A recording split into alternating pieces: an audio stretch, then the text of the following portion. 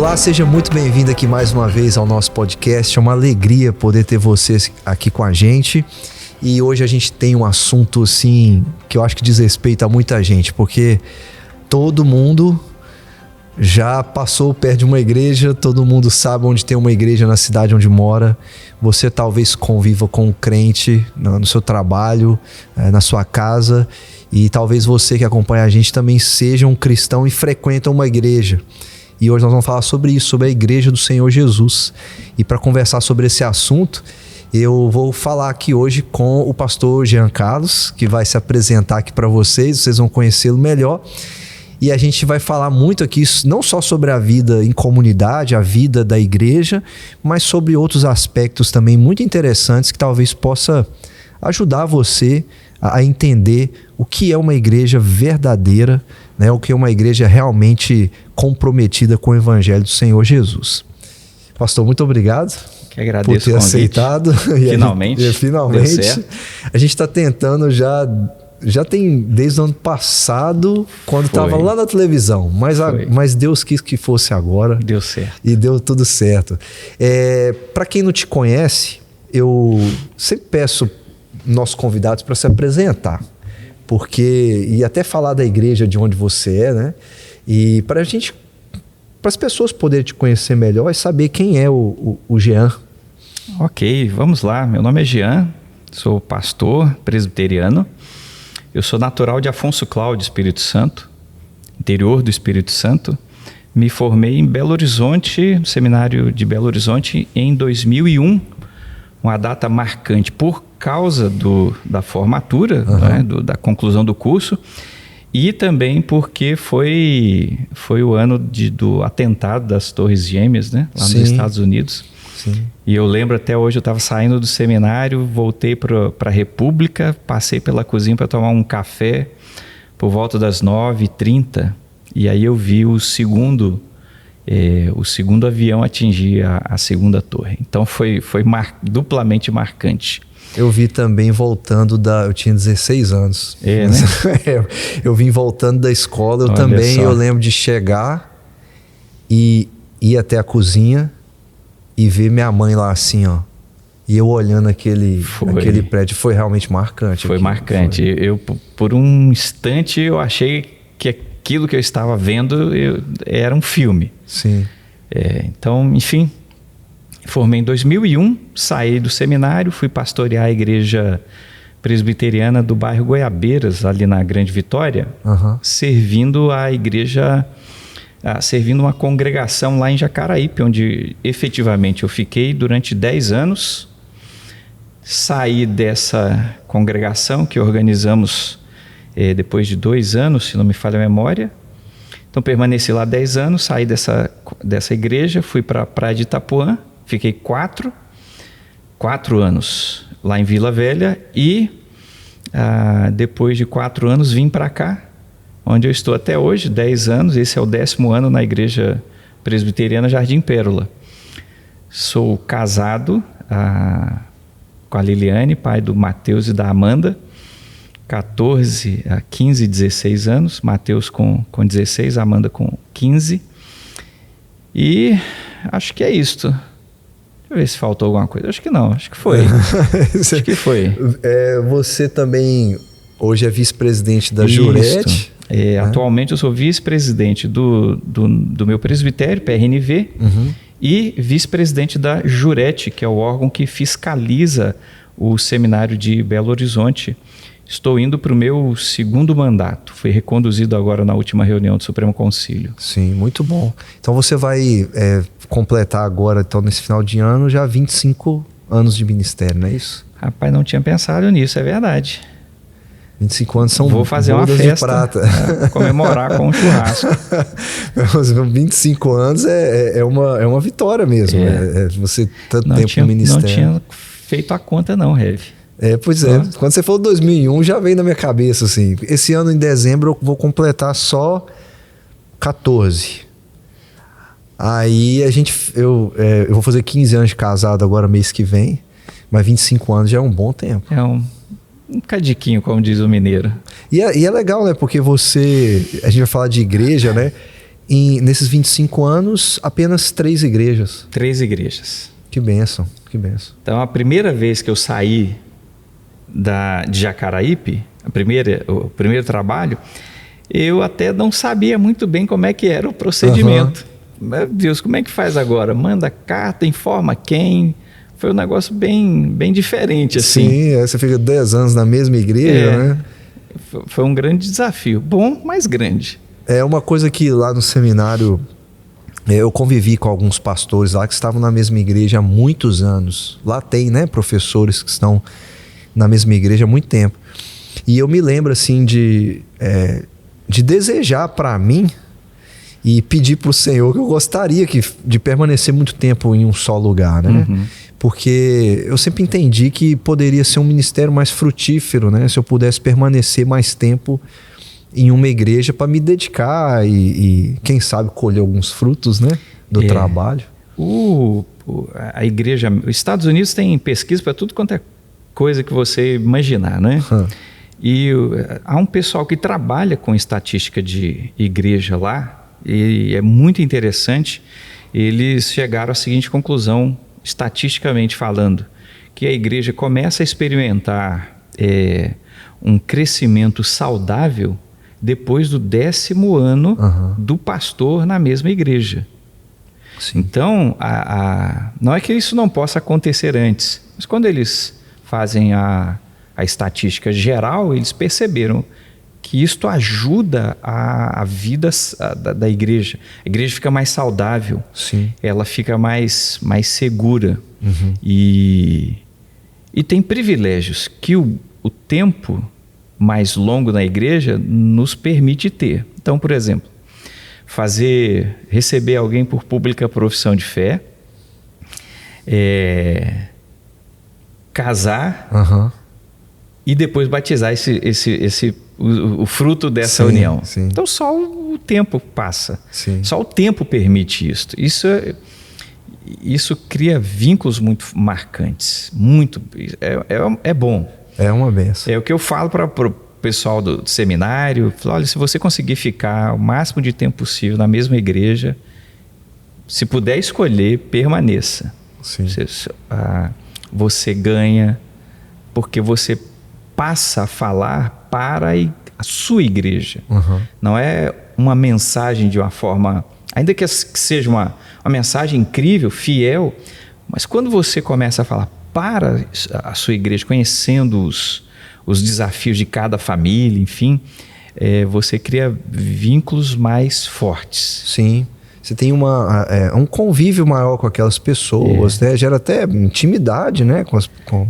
com as pessoas e às vezes basta, não sei, chegar perto que você já percebe até algumas coisas, né? Sim, verdade. Verdade. Esse ministério extenso é muito bom. Eu tive com o reverendo Adão Carlos e ele falou isso para mim, numa conversa que a gente teve assim.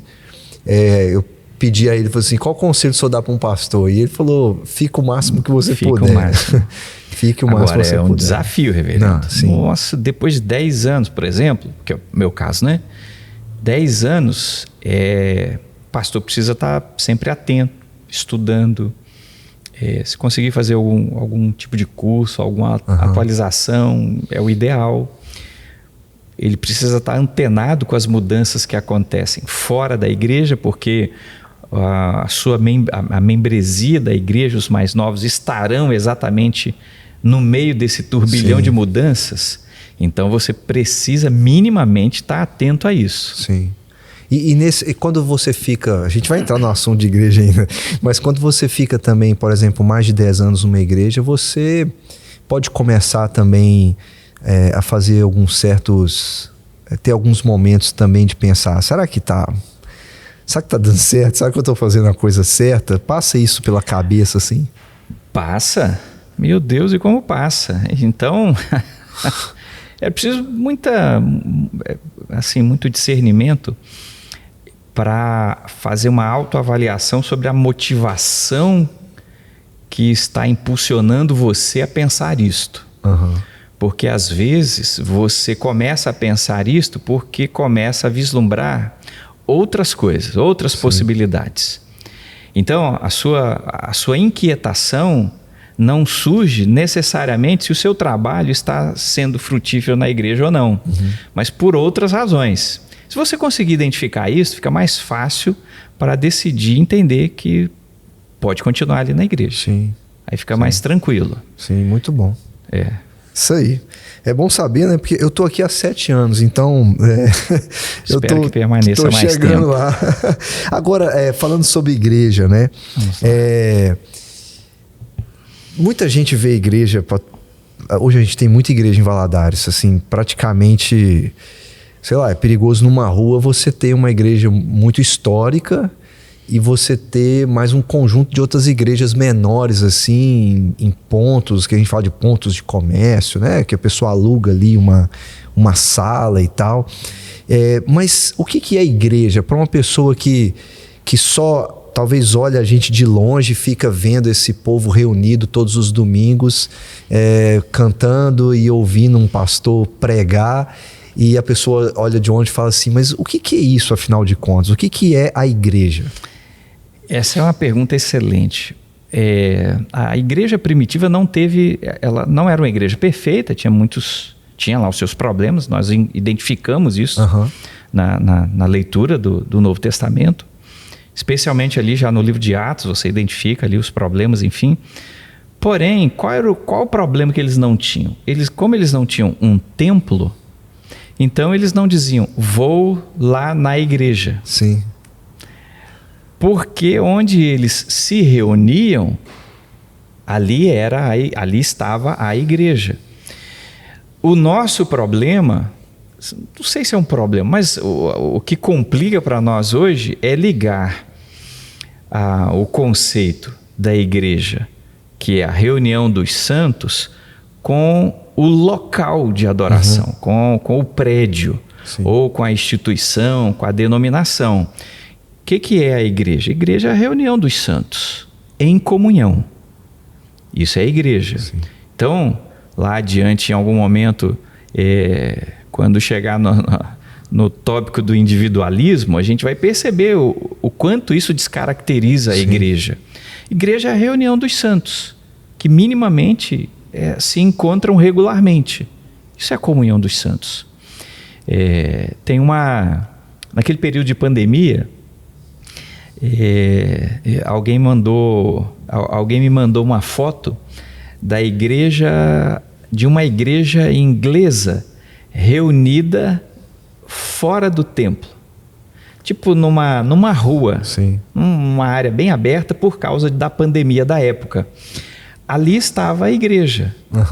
A igreja não era o templo, a igreja era eles, os irmãos, os membros, reunidos em algum local para adorar a Deus.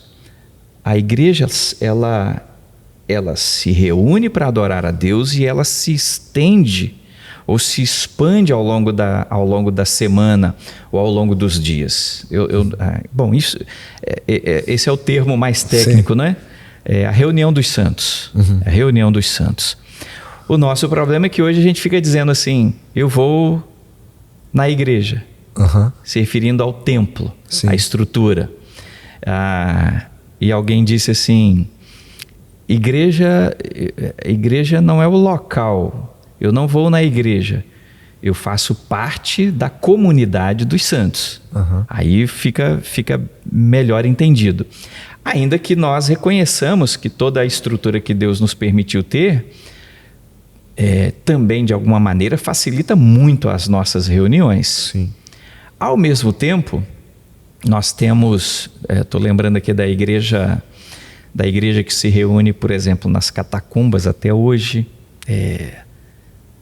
em locais mais insalubres, tipo na China, ou no deserto, tipo em regiões do Oriente Médio. Então eles, ao longo dos dias naturais, eles não podem se encontrar para louvar a Deus como nós fazemos semanalmente ou dominicalmente.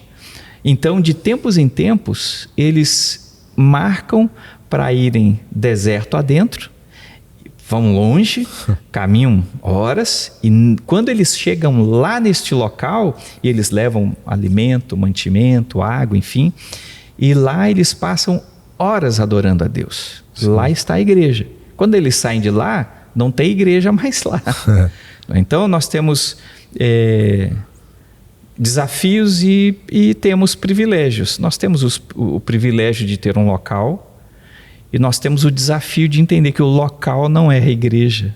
Né? Sim. Enfim, mas a igreja basicamente seria isto.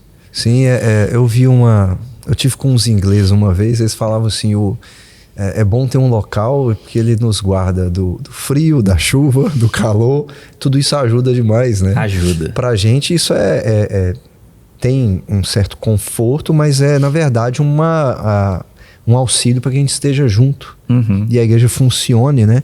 E teve um período quando eu estava no seminário, hoje em dia eu ouço menos, mas eu acredito que exista ainda. Mas na minha época se falava muito de desigrejados. Desigrejados. Assim, era para todo lado, tinha livros e palestras sobre isso. E pelo que eu me lembro, a ideia era basicamente assim: eu já amo Jesus. Uhum. Por que eu preciso ir para a igreja? Você já leu algo sobre isso? O que leva pessoas a, por exemplo, não quererem estar na comunhão dos santos que é a igreja? Como eu estava lendo sobre e pensando ontem e hoje sobre os desigrejados, e quando estava, enfim, refletindo exatamente para estar aqui também, tem tempo que eu não trato disso na minha igreja, por exemplo. Uhum. Sobre desigrejados. Então, algumas coisas vão voltando. E aí, quando você olha para o panorama geral, você fica assustado.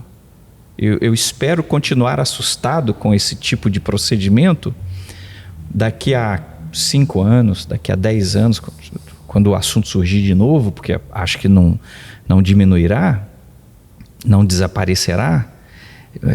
Eu espero continuar assustado. Uhum. Os desigrejados são aqueles que, por alguma razão, eles... Eu inclusive, em algum momento, eu dizia, eu entendo os argumentos usados para não frequentar uma igreja. Uhum. Que, via de regra, são argumentos apresentados em relação a alguma coisa muito ruim que aconteceu. Uma experiência dramática. Se desentendeu com alguma família, se desentendeu com a liderança da igreja, com o pastor, enfim, alguma decisão, algum rumo que a igreja tomou, a pessoa, a família não concordou, e aí resolveu então se afastar desse ambiente que dizem hoje ser um ambiente muito tóxico. Uhum. Entretanto, como eu disse, num primeiro momento, logo quando eu saí do seminário, eu usava a expressão assim, eu entendo os argumentos e muitos desses argumentos fazem sentido, ok? Sim. De um tempo para cá, de uns anos para cá, eu mudei o argumento. Falei, não, nenhum dos argumentos faz sentido, absolutamente. Os desigrejados, de alguma maneira, identificaram alguns problemas, vou considerá-los reais, e ao invés de serem canais de Deus para a bênção, resolveram se ausentar deste grupo e julgar este grupo. Sim, sim. Então este é um problema seríssimo. Por quê? Porque à medida que eu me distancio de um grupo para poder julgá-los, eu assumo a postura que é do Senhor Deus. Uhum. Deus é o justo juiz. Nós não somos. Os desigrejados não são. Então vem os argumentos de julgar aquela comunidade como um local, uns irmãos menos piedosos, mais ligados a isso, aquilo, mais preocupados com status, enfim. O que via de regra não corresponde à realidade do todo. Então eu não posso pegar um recorte de uma história, por exemplo, de minha igreja, que completará daqui a 2 anos 50 anos, e você pega um recorte de 1, 2 anos para julgar toda a história dessa igreja. Sim. Isso enfim, isso é um erro muito grotesco. Então você tem uma uma pitada de soberba e arrogância, sim, em relação aos que erram mais, e um esquecimento de que será uma questão de tempo até que este se una com outros que também passaram a julgar a igreja, para serem exatamente homens e mulheres ou famílias que vão se reunir e vão cometer os mesmos erros piorados, sim, e potencializados. Sim. Por quê? Porque eles não aprenderam a ser tratados. E aí entra um outro pequeno, grande detalhe. O que percebe-se na vida destes é que, no fundo, eles não quiseram se submeter a uma orientação pastoral. Uhum. Seja para permanecer e ajudar, seja para permanecer e orar, ou permanecer e testemunhar. Uhum. Eles simplesmente não quiseram. Então é muito ruim, né? Sim. Graças a Deus que muitos pastores, não apenas presbiterianos, mas de outras denominações sérias, muitas outras igrejas independentes, muito sérias, continuaram o trabalho, tiveram seus problemas, seus momentos dramáticos, tiveram, mas deram a volta por cima. A maioria das igrejas são boas igrejas, sim, a maioria esmagadora delas, né? Então, o desigrejado, ele critica aquilo que Cristo está tratando ao longo dos anos. E chegará um momento em que Cristo resgatará exatamente aquilo que eles desprezaram ao longo dos anos. Sim. Então é um problema muito sério que eles têm com o próprio Cristo. Eu ia falar isso, às vezes acabam se tornando o que julgaram e fazem pior. Exatamente, pior. Né? Assume esse papel que não seria deles. Pequeno, grande detalhe. Eu conheci um grupo de desigrejados e uma das críticas era: os tempos mudaram, a agenda ficou muito complicada, a gente tem uma agenda muito agitada e tal. Então esse negócio de reunião durante a semana, domingo de manhã, domingo à noite, as reuniões das sociedades, ou a reunião dos grupos, enfim, nós não temos tempo para isso e tal. E quando a gente falta, às vezes, para sair com a família, dar um passeio, o pessoal olha a gente de maneira atravessada, o que não é bem verdade. E aí um grupo saiu um grupo de uma igreja, um grupo de outra, um grupo de outra. Num determinado momento, este grupo, eles se reuniram num café, para tomar um café e bater papo. E eles estavam comentando sobre como era bom e proveitoso estar juntos, mas sem aquela obrigatoriedade da agenda. Sim, sim. Da agenda eclesiástica, ok? Os cafés se tornaram mais frequentes. Depois de um tempo, o que foi que aconteceu? Alguém dá a seguinte brilhante ideia. Pessoal, a gente podia marcar um dia e um horário para começar, para terminar.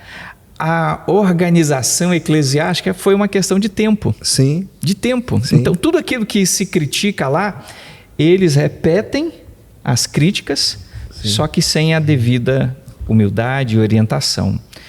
Então, é um caminho muito ruim, tanto para o indivíduo quanto para a família. Então, deixa eu aproveitar, porque semana passada, um tio meu até me mandou uma mensagem perguntando isso para mim. Já que a gente falou sobre essa organização, de vez em quando aparece um outro perguntando sobre as nossas agendas, né? Vamos falar de igreja presbiteriana. A gente tem um estudo bíblico pelo menos na semana, às vezes um dia para reunião de oração, a escola bíblica dominical e o culto à noite, né? Geralmente as pessoas falam assim, né? Esses dias fazem parte dessa organização, e a pergunta que ele me fez foi: todos esses dias que a gente se reúne é um culto solene ao Senhor? Porque a igreja se reúne para cultuar a Deus. O que você me fala? Todas essas reuniões são cultos solenes ao Senhor, ou é no dia do Senhor o grande culto, né, a Deus? Respondendo muito rapidamente e diretamente, o grande dia da igreja é o dia do Senhor. Isso. Definitivamente é o domingo. Ali é o culto solene, quando a igreja se reúne para adorar, para invocar, para louvar, especialmente para ouvir a palavra. As demais atividades que a igreja tem são expressões culticas. Sim. São expressões de adoração. Então, se a pergunta são cultos menores, eu tenho dificuldade com o termo culto menor. Se o entendimento é uma atividade importante da igreja, com toda certeza é uma atividade importantíssima da igreja. Especialmente porque cada uma dessas reuniões contempla aspectos diferentes. A nossa reunião, por exemplo, para o estudo bíblico, você consegue estudar coisas mais detalhadamente, com mais calma e mais extensamente. Sim. Então, você pode transformar um estudo bíblico, você pode usar 1 mês, 2 meses e tratar dos temas de maneira mais extensivas, ok? Você leva mais, o Leão falava, o reverendo Leonardo Leão, que é alguém falou, que Leão é esse que falava, né? Você leva, no estudo bíblico, você consegue levar um pouquinho mais da cozinha, né? Do preparo, aqueles detalhes, né? Exato. Que você não está tão preso ao tempo. As perguntas surgem com mais frequência. Você pode tratar de perguntas secundárias que surgem por causa de uma fala, de uma abordagem, de uma afirmação. A igreja ganha muito com isso em maturidade. Sim. As reuniões de oração, elas são mais simples na sua dinâmica, mas elas são profundamente marcantes e importantes. Por quê?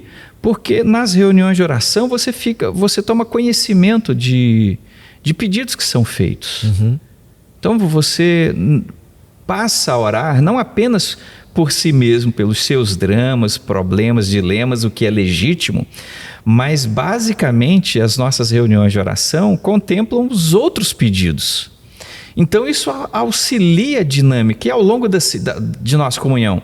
E ao longo da semana ou no domingo eu posso chegar perto de um irmão que fez um pedido e perguntar assim: como é que ficou aquele pedido? Sim. A fulana de tal continua internada? Continua, está precisando de alguma coisa? Então isso nos ajuda. Escola dominical, ela tem o seu funcionamento bem semelhante ao estudo bíblico, só que ela tem o dilema do tempo também. E ela ajuda o fortalecimento da fé, do conhecimento das nossas doutrinas. E o grande momento, de fato, da igreja é o culto de adoração. No nosso caso, é o culto de adoração que acontece à noite. Mas ele poderia ser de dia, de manhã, poderia ser de tarde. Lá em Afonso Cláudio, nós tínhamos uma congregação que o culto acontecia 3 horas da tarde. Que era o momento em que o pastor da igreja local ia. Então participei deste culto do domingo, nem de manhã nem à noite, mas 3 horas da tarde. Os membros da igreja parece que perderam o encanto pela atividade mais importante da igreja, que é o culto público de adoração. Toda a agenda da igreja e das famílias da igreja, dos membros da igreja, deveria girar em torno exatamente deste momento. Sim. Por 2 razões. A primeira, porque Deus nos convoca a adorá-lo. De todo o coração, força, alma, entendimento. A segunda é que tem a ver com a dinâmica da comunhão dos membros da igreja, é que tão importante quanto adorar a Deus é a comunhão dos santos na adoração a Deus. Sim. Então eu sou ricamente abençoado por adorar a Deus, tanto quanto sou ricamente abençoado ao adorar a Deus juntamente com outros irmãos. O prazer de adorar a Deus, ele se estende no prazer que temos de estar juntos adorando a Deus. Porque o entendimento eu estou adorando com outros irmãos que foram salvos pelo mesmo processo, pelo mesmo sangue, resgatados pelo mesmo Senhor. Eu chego um pouquinho antes do culto começar para estar na porta da igreja e ficar cumprimentando os irmãos. Eu tenho orientado os membros da minha igreja a fazer o mesmo. chega um pouco mais cedo ou fica um pouquinho mais. Não vai embora logo, não. Sei que tem os afazeres, enfim, mas vai para a porta da igreja e fica cumprimentando os irmãos. É abençoador ver os irmãos. E às vezes nós nos esquecemos que, segundo o credo, a gente continua crendo na comunhão dos santos. Sim. Então isso envolve a igreja, o prazer que nós temos de estar diante de Deus e de estar com o irmão também. Sim. Não, isso eu já ouvi isso, já perguntas sobre isso várias vezes, porque nós temos essas atividades semanais que envolvem a igreja. Alguns até têm reuniões em casa, né? E que carregam elementos, né? Como o ensino das escrituras, a oração, o louvor, né? O cântico. Mas realmente o dia do Senhor é o nosso grande dia, né? Para estarmos juntos, para poder adorar o Senhor. E a gente precisa, como igreja, ter uma... Eu estou até saindo dos meus roteiros aqui. A gente precisa ter um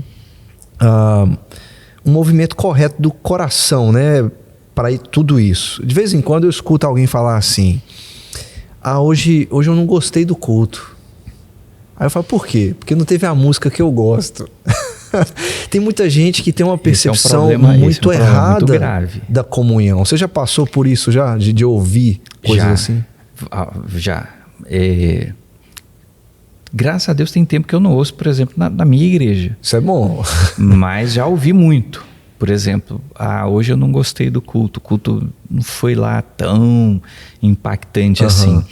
Porque a medida de avaliação objetiva do culto deveria ser uma avaliação bíblica sobre o culto. Sim. Mas de algum tempo para cá, e é difícil precisar quanto tempo para cá, a avaliação objetivamente bíblica do culto passou a ser uma avaliação subjetiva sentimental do culto. Sim. Então, se eu me sinto bem, o culto foi bom. Se eu não me sinto tão bem, porque passei mal, dormi mal, estou cansado e tantas coisas podem acontecer, me distraí por alguma razão e eu perdi. Então o culto não foi tão bom.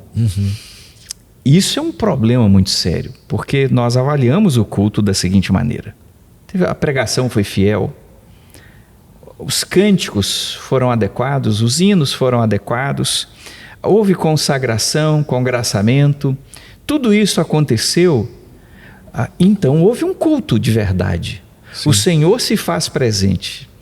Pelo menos nos cultos presbiterianos, a primeira oração é a chamada oração de invocação, porque sem a presença de Deus, a presença espiritual do Senhor, o ajuntamento santo e solene passa a ser somente solene, não santo. Deus está presente, assim entendemos, de maneira especial quando o seu povo se reúne. Tudo aconteceu conforme as exigências bíblicas. A consciência tem que ser: que bênção que hoje cultuamos a Deus em espírito e em verdade. Sim. Essa tem que ser a consciência. Ainda que o meu sentimento esteja fragmentado. Então, eu já instruí a igreja sobre isso. Falei, olha, não saia dizendo hoje o culto foi bom porque você sentiu. Sim. Mas uma vez mas diga que porque você entendeu, você sentiu. E esse é um problema para nós, porque vivemos cercados de muito sentimentalismo.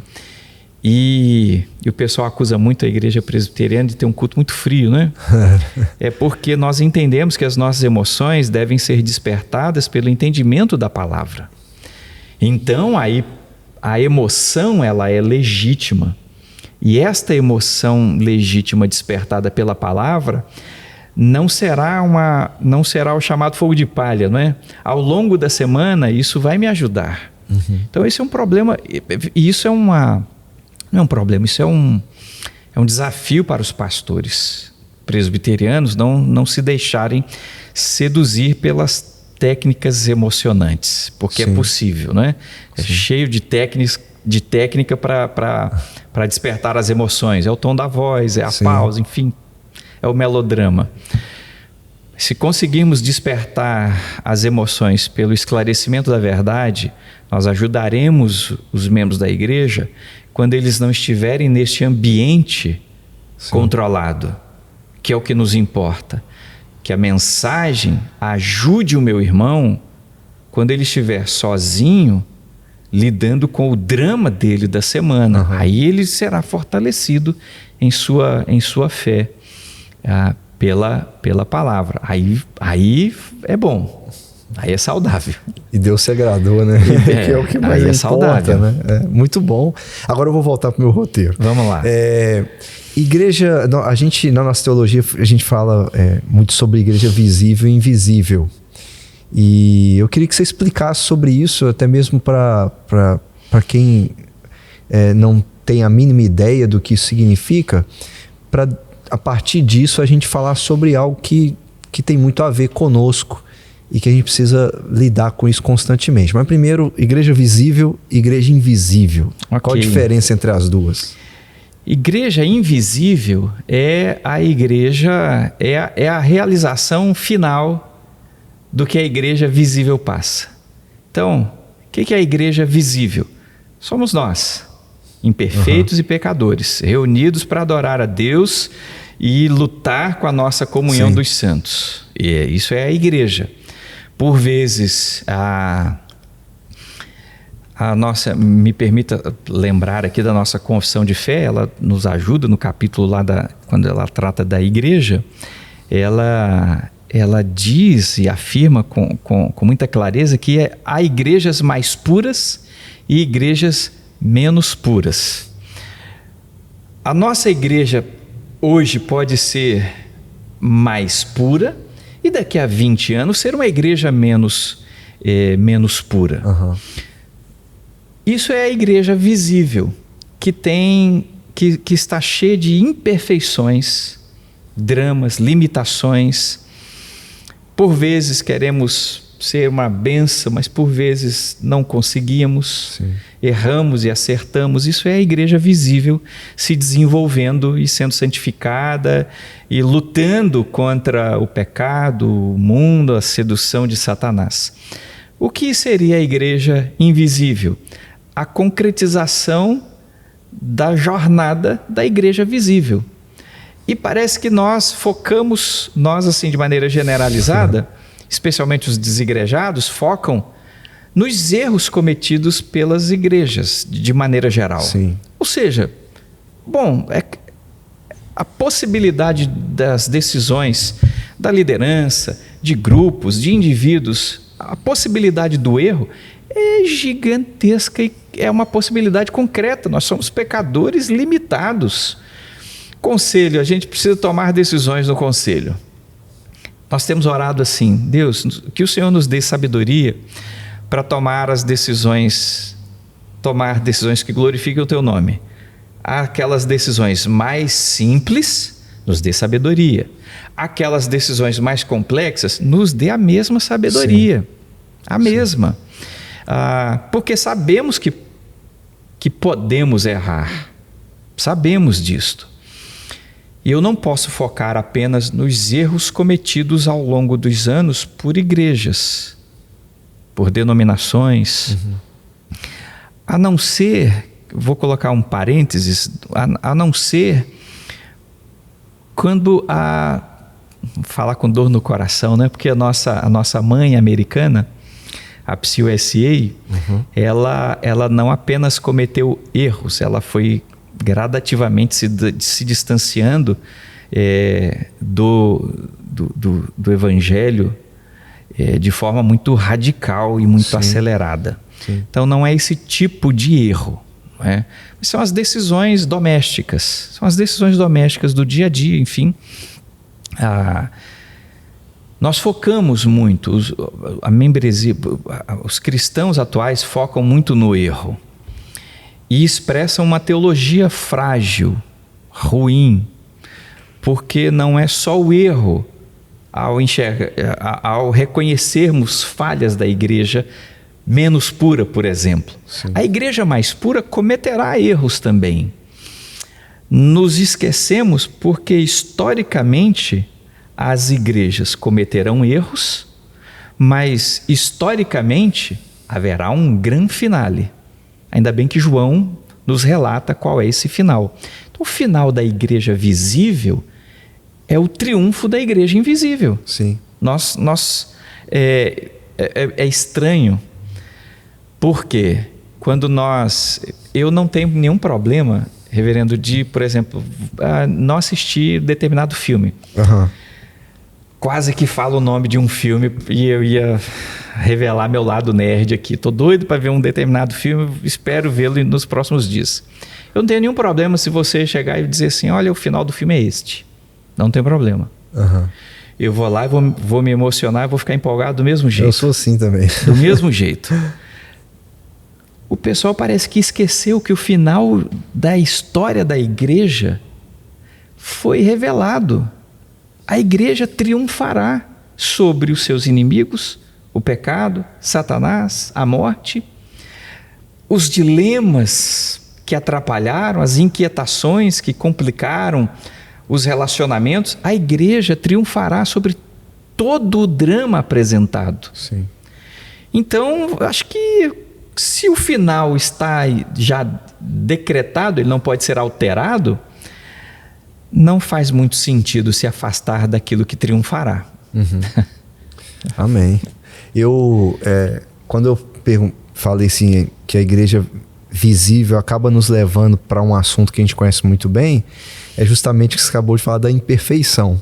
Uma vez, quando eu era seminarista, eu vinha de Belo Horizonte dentro do ônibus. Sentou-se ao meu lado um senhor. Eu acho que eu devia estar no meu 2º ano. E eu não sei se seminarista tem algum cheiro diferente, eu não sei o que acontece, mas o moço conseguiu adivinhar que eu era seminarista. E aí eu descobri que ele tinha sido de uma igreja. E coincidentemente, ele conhecia uma pessoa que eu conheço. Era um senhor que eu respeitava muito, já faleceu. E eu o via como um homem de Deus. Mas aquele homem sentado do meu lado não via. E ele falou muito mal dele. E ele me deu as razões. E antes de eu falar, ele virou para mim e falou assim: não adianta você me dizer que a igreja não é perfeita. Eu entendi assim, esse moço já não quer conversa, né? Uhum. Como é que eu explico para uma pessoa? Eu sei que pessoas se frustram com igrejas e se frustram com a imperfeição dos outros. E eu lembro que nessa viagem, eu não sei se por falta de maturidade ou porque eu fiquei meio assustado com aquilo, eu não consegui responder outra coisa. Que eu ia falar para ele, mas as pessoas são imperfeitas. Uhum. Como é que a gente trata isso no coração de uma pessoa profundamente frustrada com alguém que, para mim, é um homem de Deus, e eu acredito, ele é um homem de Deus, era um pregador da palavra, só que aconteceu alguma coisa que o outro ficou frustrado e saiu da igreja. Okay. Como é que a gente lida com essa emoção tão profunda no coração da pessoa? Excelente pergunta. O reverendo, não há nenhuma frustração manifestada em áreas, no caso de um desigrejado em relação à igreja, mas estenda isso para todas as outras áreas da vida. Não há nenhuma área de nossa vida que não tenha uma expectativa plenamente satisfeita fora de Cristo. Uhum. E talvez aí seja o grande problema. O problema dos desigrejados não é com a igreja imperfeita. É com a submissão em relação a Cristo. Sim, sim. Então, de outra maneira, mais direta, o problema não é a igreja. O problema que eles têm é com Cristo. Essa ideia de igreja é de Cristo, não é nossa. Essa ideia de povo do Senhor é de Deus, não é nossa. Sim. Então, eu deveria pensar e sentir a partir deste fato. De quem inventou esse negócio de povo de Deus? O próprio Deus. Me referindo ao Antigo Testamento, né? Quem inventou essa história de igreja? O Senhor Jesus Cristo. Sim. A partir disso, como eu vou me relacionar com estes fatos? Como é que eu faço então com alguém que está profundamente magoado, mas que entende-se que não é um ímpio? Ele precisa parar de olhar, e esse é o desafio deles. Sim. Não dele, mas deles. Eles precisam olhar mais para Cristo. Não tem outra informação poderosa. As outras informações, igreja imperfeita, tem muita gente séria, a gente está lutando, são informações importantes, mas elas são informações menores do que essa em relação a Cristo. A partir do momento que a pessoa se relaciona melhor com Cristo, ela passa a ter uma cosmovisão um pouco diferente. Porque a pergunta é,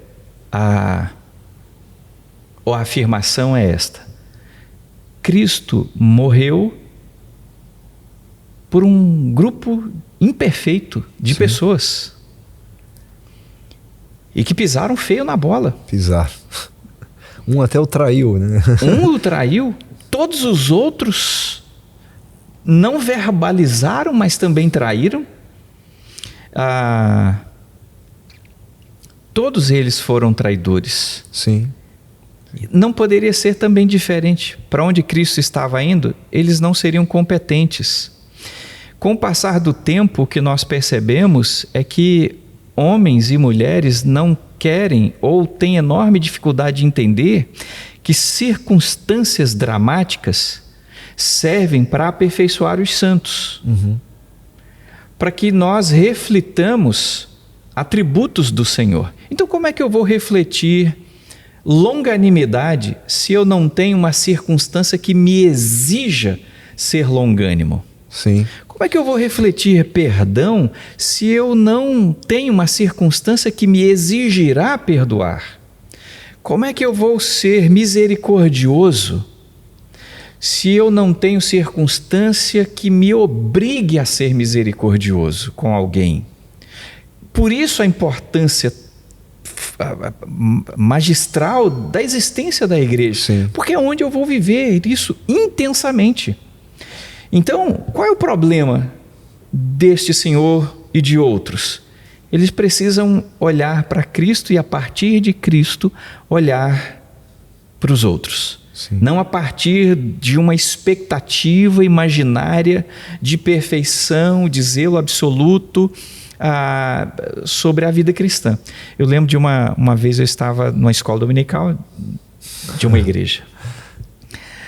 E aí um membro da igreja me perguntou assim: o senhor vive tudo que prega? A resposta foi simples: lógico que não. Sim. Aí ela regalou o olho e perguntou assim: então o senhor é um hipócrita? E eu disse: talvez, mas eu estou lutando para não ser tão hipócrita a cada dia. Verdade. Porque na realidade só uma pessoa nesse mundo viveu 100%, plenamente, absolutamente, intensamente tudo o que pregou. Não foi Paulo, não foi João, Sim. não foi Moisés, não foi Pedro, foi Cristo. Ele então é o meu modelo. Ele é o meu modelo. Homens e mulheres que se frustraram com alguma coisa real, marcante na igreja, devem mirar Cristo. Porque eu vou ficar frustrado com outras coisas fora da igreja. Eu posso ficar frustrado com pessoas muito queridas, Sim. fora da igreja. Eu posso ficar muito frustrado com expectativas que eu tinha que não foram atendidas de fora da igreja.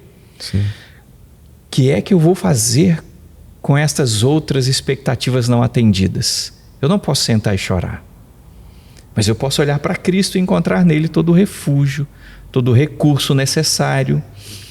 Eu não tenho, no fim das contas, outro bem maior do que Cristo.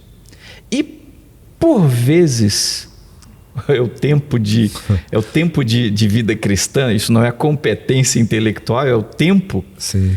Por vezes, nós aprendemos, com o tempo de experiência, que as circunstâncias dramáticas são fundamentais para Deus esmagar as nossas expectativas para que a gente aprenda a ter em Cristo absolutamente toda a razão de nossa alegria. Amém. Aí sim. E não tem outro jeito disso acontecer a não ser com expectativas frustradas. Sim. E esse é um ponto fundamental da teologia reformada também, que às vezes nós deixamos um pouco de lado, porque a gente fica muito preocupado, às vezes, com grandes temas, eleição, predestinação, salvação e tal. Mas essa maneira de enxergar dificuldades, problemas, tribulações, os dramas da vida, marcam uma distinção fundamental entre teologia reformada e as demais teologias. Nós enxergamos, inclusive, esses aspectos de maneira diferente. Então, nós temos uma resposta ao aflito que entendo que é melhor e mais eficaz do que outras respostas. Nós temos, sim, biblicamente falando, nós temos. Sim, alguns anos atrás eu estava na primeira igreja batista de Atibaia e eu estava lá num congresso do Pregue a Palavra, e quem pregou foi o pastor Jonas Madureira. Ele fez algumas exposições em Atos, e aí ele usou uma ilustração assim, que a gente precisa ser amolado para ficar afiado. Então a faca precisa do atrito para que ela seja afiada. Boa. É igual boa você analogia. falou, né? Como é que eu vou aprender misericórdia se eu não for afiado para aprender a misericórdia, né? Ou a compaixão. Por isso que é importante que você não seja um peregrino solitário, né? É bem marcante. O termo é você bem marcante. Você tem que caminhar em comunhão com a igreja para você também crescer como igreja, como um cristão, né? A semelhança de Cristo. Então não dá para ser um crente sozinho. Não dá. Tem um pessoal que vai viajar, vai fazer safari lá na África. Os instrutores dizem o seguinte: eles vão em grupos, e eu vi que há grupos a pé e os grupos de carro. Tanto um quanto o outro, a recomendação é a seguinte: não se distancie do grupo se você estiver a pé, e se você estiver de carro, não coloque o tronco para fora, a cabeça para fora, para olhar melhor. Porque os predadores que estão em volta, eles vão identificar que é um membro mais fraco e vão pegar exatamente este. Interessante. Esta é uma analogia sensacional para a igreja. Sim. Alguém que se distancia fica mais fraco, mesmo que não pareça. Ele está mais exposto às tentações. Uma prova bíblica disto é quando o coração de Pedro está em Cristo, firme em Cristo. Ele não apenas anda sobre as águas, mas ele tem aquele ímpeto corajoso de entrar na frente do seu Senhor e enfrentar soldados romanos. Sim. Toma espada, não sabe manejar muito bem. Tem gente que fala que ele era bom de mira, mas ele não era bom, não. Não, ele queria tentou fazer outra coisa. Ele queria outra coisa, só conseguiu acertar um pedacinho ali. Um pedaço da orelha. Naquele momento, Pedro é muito corajoso e desprendido, porque o coração dele está em Cristo. No momento, então ele encara soldado romano, treinado para a guerra. Sim. No momento que o coração dele se distancia de Cristo, ele não resiste a uma simples pergunta. Sim, naquela madrugada fria. Naquele instante em que aquelas perguntas foram feitas, as 3 perguntas, não é? E Cristo o advertiu, dizendo que ele o negaria 3 vezes. Sim. E o pessoal confunde muito, né? Faz muita pegadinha sobre o canto do galo. Dizendo que o canto do galo é que fez Pedro se lembrar. Lucas registra com muita preciosidade que o que fez Pedro se lembrar da palavra de Cristo não foi o canto do galo, foi o olhar de Cristo. Porque naquele momento em que ele nega a 3ª vez, Cristo está atravessando de um local para outro, e ele passa o que deve ser tipo uma sacada de uma varanda que dava próximo para o pátio, e naquele momento os olhares se cruzam. Naquele instante Pedro se lembra: o rapaz que você encontrou precisa olhar para Cristo. Sim. Pedro precisou olhar para Cristo. Diferente de Judas, que não viu. Os dois saíram para chorar amargamente. Os dois saíram para chorar amargamente. O termo lá é o mesmo. Cristo vai atrás de um e não do outro. Sim. Essas pessoas precisam olhar para Cristo. É o olhar confrontador e, ao mesmo tempo, profundamente amoroso de Cristo, que nos resgata diariamente. Então, se eu perco a perspectiva da pessoa gloriosa de quem Cristo é, a igreja não faz muito sentido mesmo. Não faz. Acho que eu respondi a pergunta. Sim, foi, né? Sim. Foi. Isso mesmo, não dá para andar sozinho. Não dá para andar sozinho. Assim, caminhando para alguns assuntos finais aqui, tem uma coisa que eu acho curiosa nas pessoas, e há quem diga que a igreja tem 9 marcas ou tantas marcas, né? Para quem lê o livro do Mark Dever, e ele mesmo deixa claro que é aquilo que ele estabeleceu lá, né? Onde ele é pastor. Mas tem muita gente que escolhe a igreja por N razões, né? Uns vão porque está mais perto de casa, outros porque tem toda a estrutura para a família, né? Tem aqui uma salinha para o meu filho, tem para o meu filho adolescente, tem para o meu filho jovem, tem para mim, que eu quero ter convivência com outros homens, ou uma mulher com outras mulheres. Mas toda a igreja tem suas marcas. E às vezes as pessoas não acabam indo para uma igreja olhando para essas marcas. Eu queria que a gente falasse um pouco sobre essas marcas. Nós temos, não 9, mas pelo menos algumas nós temos, e que a gente tem um consenso, né, dentro da nossa igreja. Sim. De que são marcas de uma igreja realmente saudável. A gente falou muito da igreja perfeita, e eu estava revendo o que a gente ia conversar, e tem essa coisa, né? A igreja imperfeita não significa que ela não seja saudável.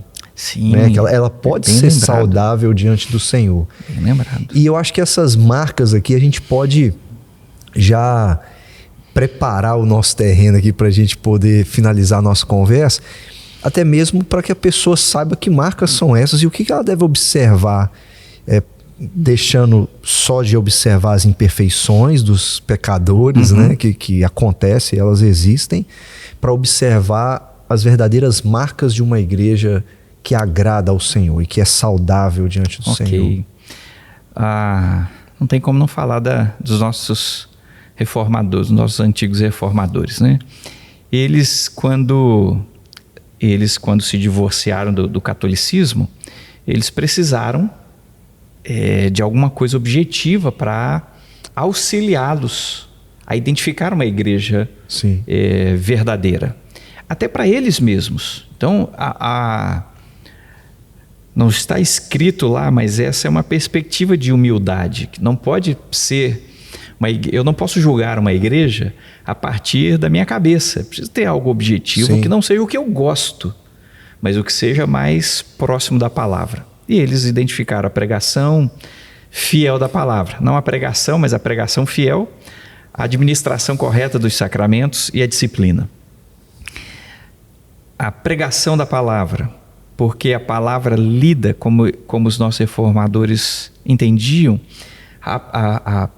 o texto bíblico lido e pregado fielmente é a chave usada para abrir o reino de Deus. Isso aí. Ok? E os membros da igreja deveriam vir predispostos a entenderem: eu preciso desesperadamente que Deus fale comigo por meio de sua palavra lida e pregada.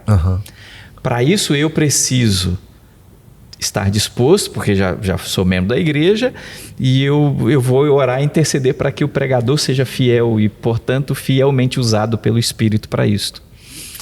A administração correta dos sacramentos, porque uma vez o reino aberto, eu preciso ser alimentado.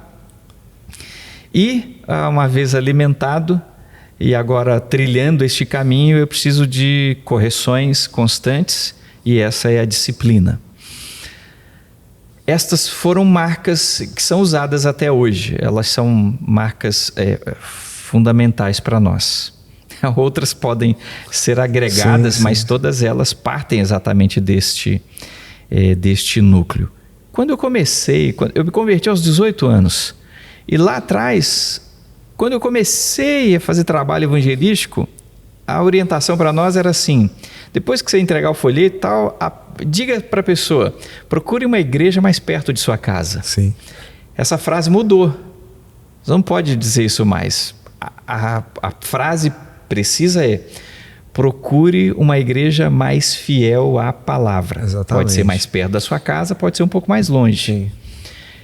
É uma pregação bíblica. O que se entende por pregação bíblica? É a exposição do texto. O que nós temos hoje são pinceladas de mensagens bíblicas aliadas a uma exposição positivista. Então, os aspectos gerais de sabedoria popular, do tipo, procure estar do lado de pessoas que querem o seu bem. Sim. Isso é muito legal, mas qualquer um pode fazer isso. Isso não depende nem mesmo da ação do Espírito para que alguém diga, essa é uma mensagem abençoadora. Sim.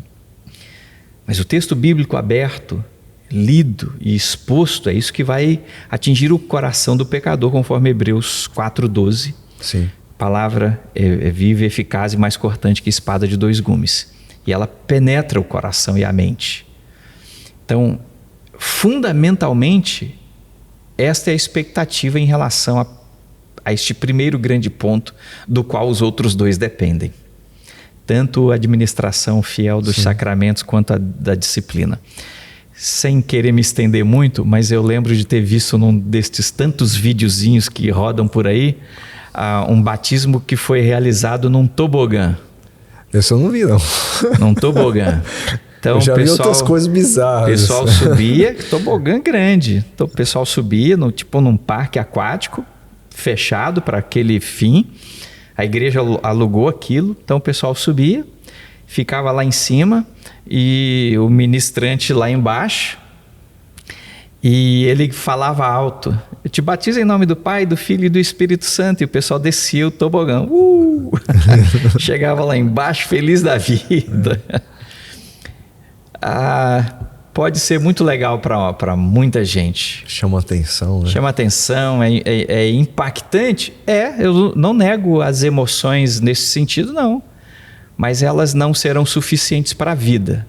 Então, essa é a minha preocupação e o meu entendimento de que tais mestres fazem muito mal às ovelhinhas de Jesus, porque não as preparam para o dia mau. E no dia mau elas vão sofrer amargamente. Elas não terão recursos para passar por aquele momento dramático. Não vai ter a diversão do toboágua. Não vai. Né? A diversão não será suficiente.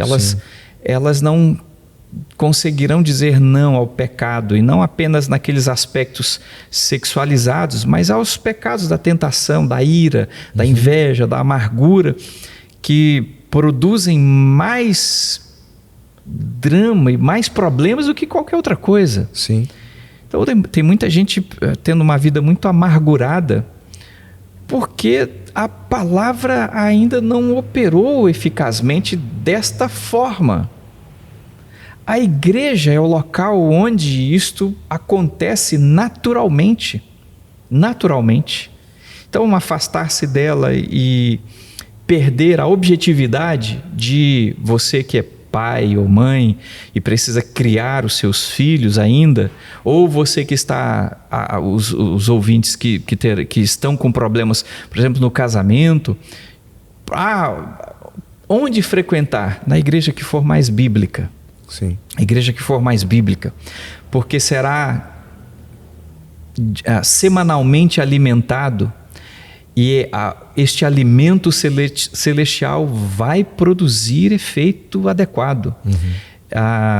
As parábolas são muito interessantes, porque quando diz que o grão de mostarda é o mais pequeno, é a menor das sementes e tal, é muito curioso porque a parábola informa que a semente crescerá e dará seus frutos. E a parábola é a comparação ali em relação ao reino de Deus. Sim. a mensagem vai produzir os seus frutos adequados. Não é será que produzirá? Na vida do crente, do convertido, do cristão autêntico, o constante alimento vai produzir o efeito necessário, santificador, e o relacionamento conjugal dará certo. A relação com filhos dará certo, porque o que brotará serão frutos de justiça. Sim. Bom, acho que é isto. Muito bom, porque tem tanta coisa e tem tantas igrejas que entendem tantas outras coisas que são mais importantes do que isso, né? E aí a gente tem esse resultado aí na internet, espalhado por aí, de coisas que dão uma vergonha, assim, muito profunda, de coisas que são feitas, né? A igreja espetáculo, a igreja do milagre, né? Eu acho engraçado da igreja do milagre é que o milagre só acontece lá dentro, né? Do lado de fora não acontece nada, né? O poder tá ali, concentrado ali. Reverendo, algo bem estranho que aconteceu há muitos anos atrás foi quando eu estava no gabinete pastoral, me ligou alguém, sei lá de onde, de uma ONG, e a pergunta foi, eu falo com o pastor Jean? Eu falei, sim, pois não? Reverendo, aqui é da, sei lá que instituto que era. E a pergunta foi, vocês têm algum programa de reciclagem de lixo? Era uma igreja pequena. Eu falei assim, não temos. Tá aí uma boa sugestão, nós não temos, nós nunca paramos para pensar nisso aqui ainda. E eu tomei uma bronca de uns 5 minutos. Como uma igreja que se diz igreja não tem um programa de separação do lixo? Eu falei assim, constrangido, falei, olha, verdade, nós podemos fazer muito para o nosso planeta, mas e aí eu fiquei um pouco meio chateado, meio irritado. Eu falei, isso é porque nós estamos preocupados com outras coisas um pouco mais importantes. Sim. Então, nós pastores presbiterianos somos pressionados pela igreja do espetáculo. Sim. Por manter um programa saudável, se pudermos ter, é o ideal, mas não é isso que caracteriza uma igreja saudável. Sim. Não é isso, definitivamente. Um grande detalhe, uma igreja saudável, não significa uma igreja mais pura ou saudável, não significa uma igreja sem nenhum problema.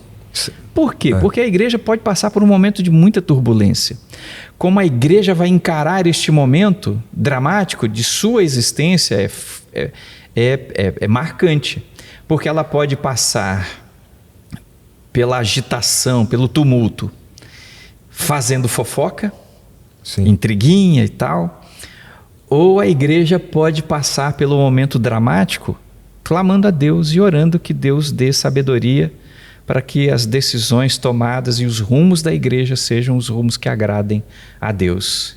Sim. Então, marca muito a vida da igreja também. Amém, amém. Pai, nós conversamos bem. Deixa eu te fazer 2 perguntas finais, e aí, de maneira assim mais direta. Eu estava aqui pensando, eu tenho uma separada, mas eu pensei em outra. Então, 2 públicos diferentes. Primeiro, para a membresia, o membro da igreja, que fez pública profissão de fé, ele fez compromissos diante da igreja, diante do Senhor, mas que está assim, talvez frustrado com muita coisa. E o segundo grupo é aquele que anda em busca da igreja perfeita e nunca encontrou e está desigrejado até hoje. Boa. Eu gosto de, no final, a gente dar uma palavra de encorajamento, né, para o membro da igreja entender que ele fez um compromisso, de que ele tem responsabilidades. E aquele que está ali em busca, eu ainda não achei, a igreja que me agrada não existe. Esses 2 tipos de grupos aí, de pessoas, o que você diria para elas se elas pudessem te ouvir agora, assim? Por incrível que pareça, o primeiro grupo é o mais preocupante. Por incrível que pareça, é o próprio grupo da igreja. Que por alguma razão estão desanimados. Então você tem o Deus Todo-Poderoso, Criador dos céus e da terra, nosso Senhor. Cristo, o nosso Salvador, que garantiu a nossa salvação, perdão de pecados, O nosso primeiro Consolador, que foi, depois afirmou que garantiu aos seus discípulos que iria para enviar outro Consolador, para que este Consolador nos fizesse lembrar de tudo o que Cristo ensinou. Estes da igreja que estão desanimados, a minha primeira consideração, na realidade a minha segunda consideração, depois de todo deste conjunto de afirmações bíblicas, precisa se arrepender do seu pecado, de não enxergar tudo isto. Todos estes elementos deveriam fortalecer os nossos vínculos de comunhão. Primeira consideração: arrependa-se do seu pecado, da incredulidade, do coração às vezes machucado, quebrado.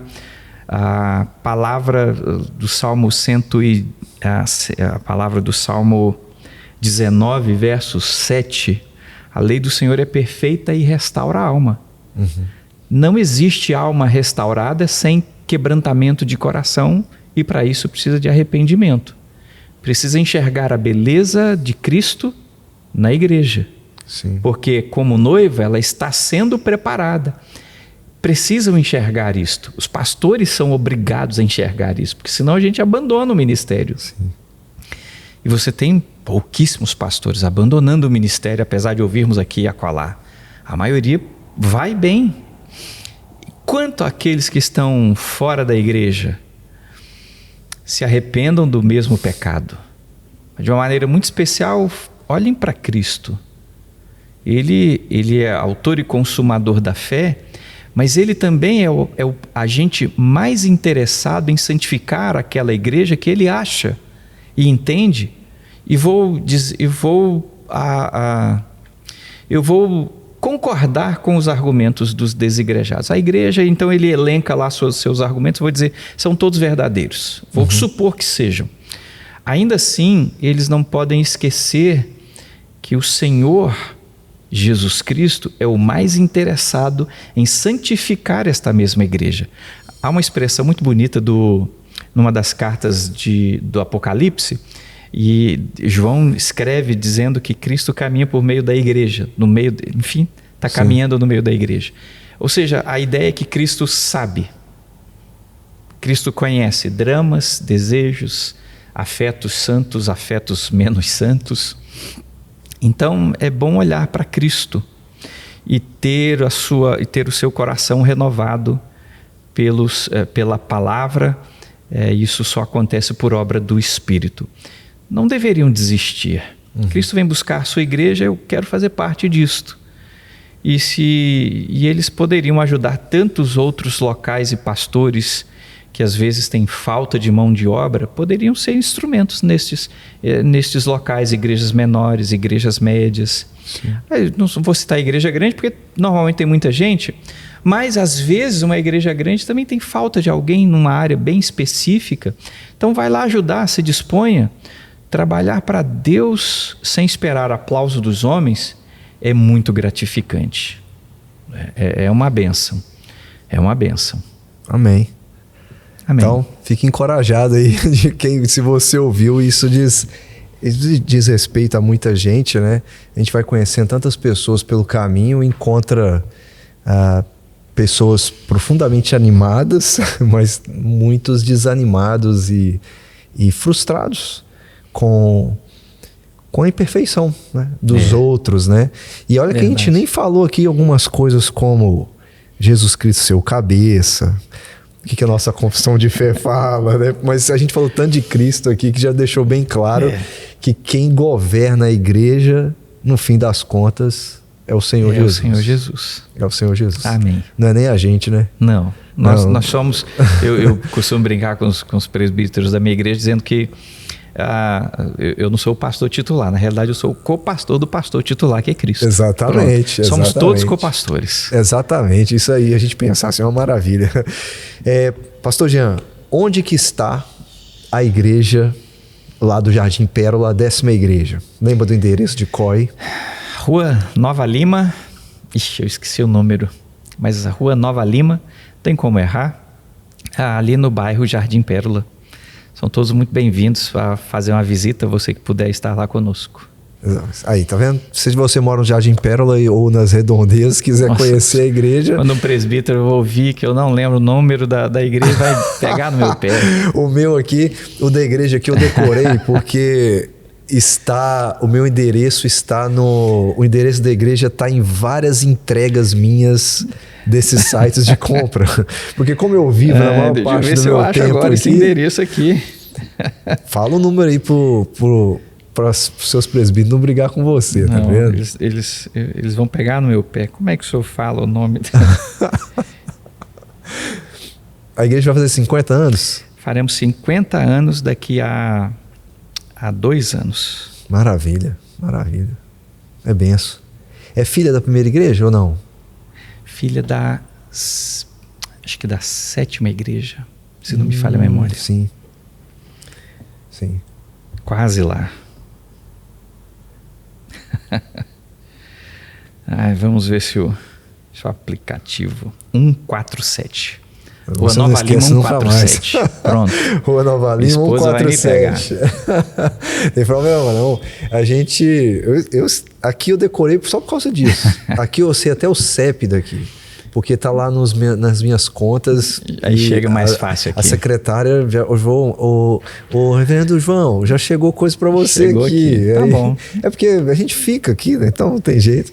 Ô, pastor Jean, muito obrigado por você ter vindo. Eu acho que a gente vai ter outros assuntos para conversar mais para frente. Depois eu te chamo de novo. Em menos tempo. Não, vai atender. A gente vai conversar sobre muitas outras coisas e não só sobre a igreja, mas outros assuntos teológicos são muito interessantes da gente conversar. E tem muita coisa. Só da igreja aqui ficou um monte de coisa para trás ainda. Ficou. Que daria pra gente falar. Tô lembrando aqui, ficou algumas coisas para trás. Mas a gente fala no outro momento. Tá, joia. Eu agradeço. A gente não pode gastar tudo, não. Não, tá bom. Eu preciso de conteúdo também. Tô brincando. Mas aqui, muito obrigado. Deus abençoe o seu ministério lá na 10ª igreja. Amém. Um abraço lá aos presbíteros. Já estive lá, acho que umas 2 vezes ou 3 vezes, não me lembro. Se não foi a terceira, eu espero aceitar o convite para outubro. Não, nós vamos. Naquela mesma dinâmica. Nós vamos, se Deus quiser. Ao longo da semana. Mas eu conheço algumas pessoas lá, então Deus abençoe lá o ministério. Amém. E os irmãos da igreja. Obrigado pelo convite, meu caro. Muito obrigado. Você ficou com a gente até aqui. O meu agradecimento a você. É membro de igreja? Não é membro de igreja? Compartilha esse vídeo com alguém. Quem sabe você tem um amigo, um conhecido que está afastado da igreja há muito tempo, ou é um membro de igreja desanimado, precisa olhar para o Senhor Jesus.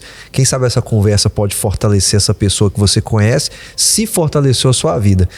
E não esquece de deixar aqui o seu gostei, compartilhar e comentar. Ajuda a gente a crescer aqui no nosso canal, mas principalmente espalhar a mensagem do Evangelho, espalhar o que é a verdadeira igreja do Senhor Jesus. Tá bom? Deus te abençoe, um grande abraço e até a próxima.